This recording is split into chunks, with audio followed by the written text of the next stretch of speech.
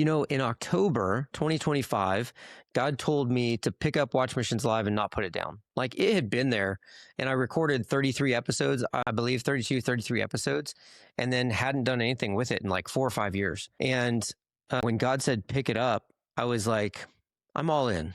I was excited that it's time to pick it up and it's time to roll, but then skeptical, right? Because people have tried to come in and help before, and it kind of didn't go anywhere.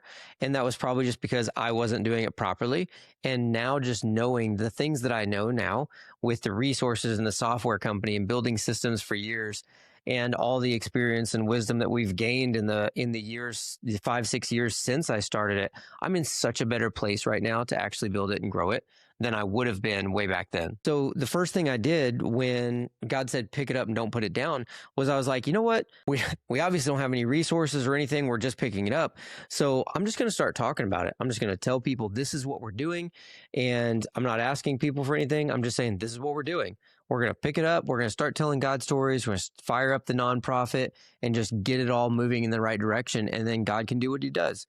And it was like the next day, I called a friend. They're in their 60s. And I was like, hey, God's told me to pick up Watch Missions Live. It's time to do this. We're going to kick off the podcast and start telling God stories and just interviewing missionaries all over the place. And he just kind of heard me out and talked to me and thought it was really cool. But then the next day, we went over to their house.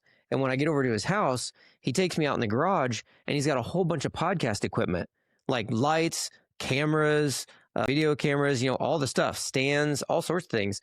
And he's like, hey, I'm just going to give all this stuff to you so that you can do the podcast. He goes, because me and my wife were actually just talking about it. And she was telling me that I had all that podcast stuff in the garage and I needed to do something with it. She didn't care if I donated it or if we sold it or what, but it was time to get it out of the garage. He goes, and then you called me just shortly after that and told me what you were doing.